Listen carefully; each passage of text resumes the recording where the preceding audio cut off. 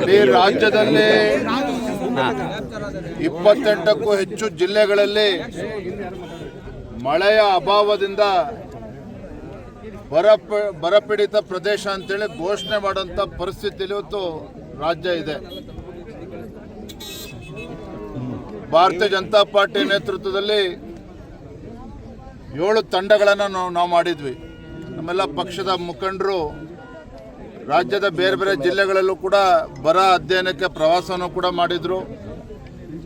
ನಾನಿವತ್ತು ನಮ್ಮೆಲ್ಲ ಶಾಸಕರು ಪಕ್ಷದ ಹಿರಿಯ ಮುಖಂಡರ ಜೊತೆಯಲ್ಲಿ ತುಮಕೂರು, ಮಧುಗಿರಿ, ನೆಲಮಂಗಲ ಈ ಭಾಗದಲ್ಲಿ ಗ್ರಾಮಗಳಿಗೆ ಭೇಟಿಯನ್ನು ಕೊಡ್ತಾ ಇದ್ದೇವೆ, ಹೊಲಕ್ಕೆ ಭೇಟಿಯನ್ನು ನೀಡ್ತಾ ಇದ್ದೇವೆ.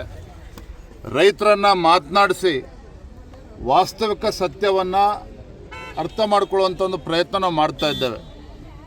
ಮೇಲ್ನೋಟಕ್ಕೆ ಗೊತ್ತಾಗ್ತದೆ, ತುಮಕೂರು ಜಿಲ್ಲೆನಲ್ಲಿ ಬಹುತೇಕ ಎಲ್ಲ 10 ತಾಲೂಕುಗಳನ್ನು ಕೂಡ ಬರಪೀಡಿತ ಪ್ರದೇಶ ಅಂತೇಳಿ ಘೋಷಣೆ ಮಾಡಲೇಬೇಕಾದಂಥ ಅನಿವಾರ್ಯತೆ ಸೃಷ್ಟಿಯಾಗಿದೆ.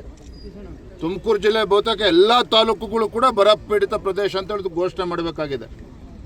ಈ ಭಾಗದಲ್ಲಿ ಅತಿ ಹೆಚ್ಚು ಬೆಳೀತಕ್ಕಂಥ ರೈತರು ಬೆಳೆಯುವಂಥದ್ದು ಇವತ್ತು ತೆಂಗು ಬೆಳೀತಾರೆ, ಅದೇ ರೀತಿ ಹಣ್ಣು ತರಕಾರಿಗಳನ್ನು ಕೂಡ ಬೆಳೀತಾರೆ, ರಾಗಿ ಅತಿ ಹೆಚ್ಚು ಬೆಳೀತಾ ಇದ್ದಾರೆ. ನೋಡಿ, ಇವತ್ತೇನು ಹೊಲದಲ್ಲಿ ನಾವು ನಿಂತಿದ್ದೇವೆ, ಪಾಪ ರೈತರು ಹೇಳ್ತಾ ಇದ್ರು 1.5 ತಿಂಗಳಿಂದನೇ ಅವರು ಬಿತ್ತನೆ ಮಾಡಿ ಫಸಲು ಇವತ್ತು ಕೈಗೆ ಬರಬೇಕಾಗಿತ್ತು.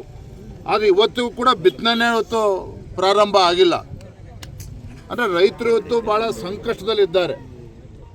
ನಾನು ರಾಜ್ಯ ಸರ್ಕಾರಕ್ಕೆ, ಮಾನ್ಯ ಮುಖ್ಯಮಂತ್ರಿಗಳಿಗೆ ಒತ್ತಾಯ ಮಾಡ್ತೇನೆ, ರೈತರು ಸಂಕಷ್ಟದಲ್ಲಿರುವಂಥ ರೈತರಿಗೆ ಪರಿಹಾರ ಅನ್ನೋದು ರಾಜ್ಯ ಸರ್ಕಾರ ಕೊಡಬೇಕಾಗ್ತದೆ.